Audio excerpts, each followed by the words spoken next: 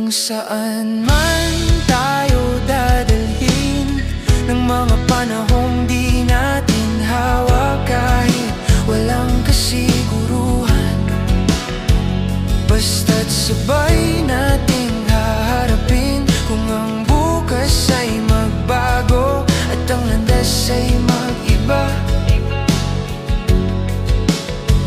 kung saan man tayo dadalhin, sabay pa rin akong lalakad. May mga pangarap na nagbabago, may mga takot na dumarating, pero kapag hawak